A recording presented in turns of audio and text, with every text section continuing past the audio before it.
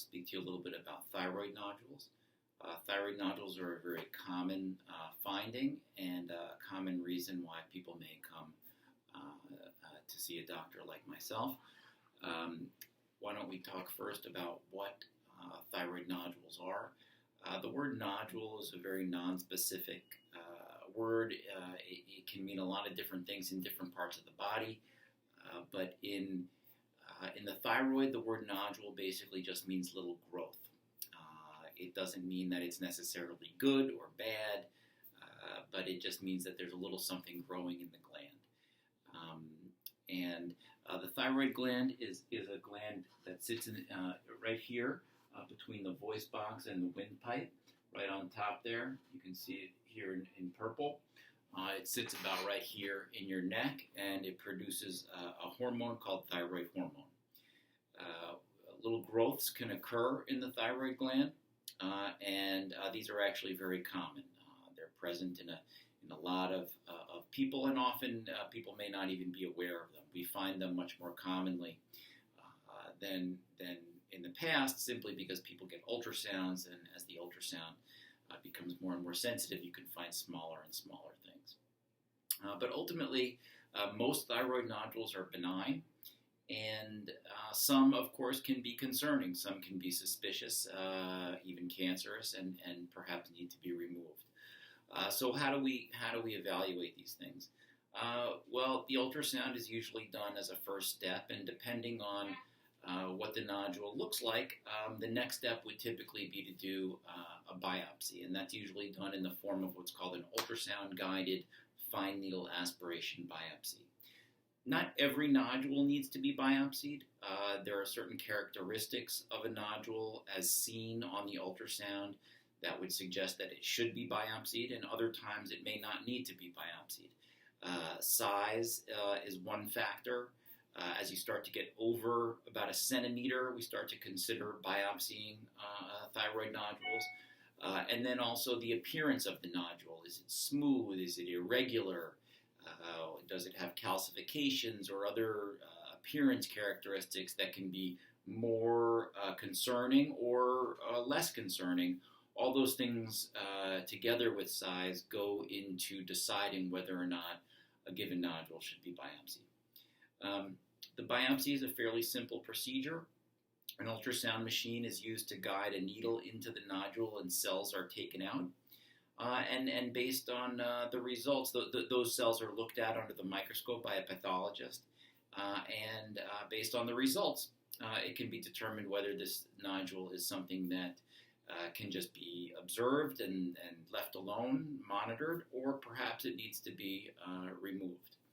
I'll quickly go over some things about the results. When we get results back from thyroid needle aspiration biopsies, we get it back in a descriptive system called the Bethesda system, and there are 6 categories, 1 through 6, obviously.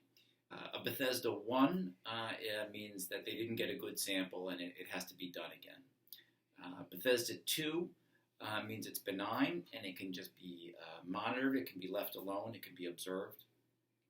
Bethesda 3 and 4 are what are called indeterminate, and for a variety of reasons, the needle aspirations aren't always great at telling us what we want to know, and these Bethesda 3 and 4 entities are it's just not clear.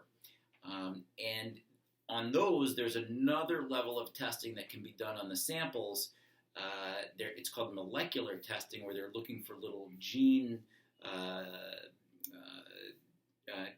genetic abnormalities, which can be indicative of thyroid cancers, or other findings can be suggestive of a benign finding.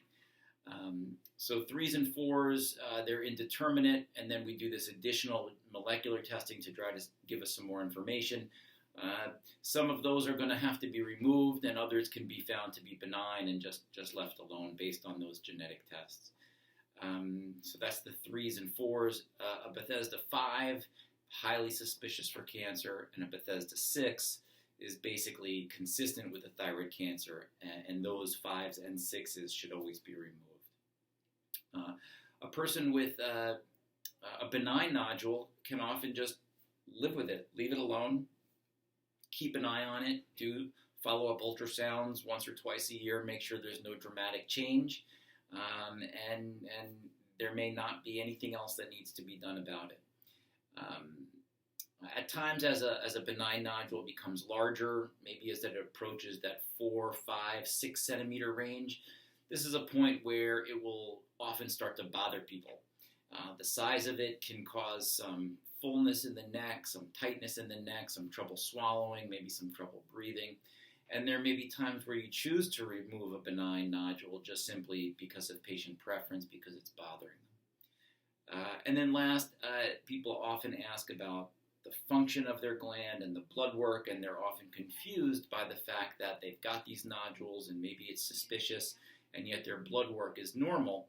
And that's actually not terribly surprising, because the function of the gland, is it producing enough thyroid hormone, too much, too little, is really independent of the appearance or physical characteristics of the gland. You could have multiple nodules that are big or small, one nodule, benign nodules, malignant nodules, anything, and you could have either a normally active gland, an underactive gland, or an overactive gland. So basically, these nodules are basically independent of the function of the gland.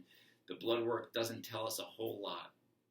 There is one circumstance where a nodule can be what's called hyperfunctioning, which means that a given nodule is hyperactive and it pumps out high levels of thyroid hormone.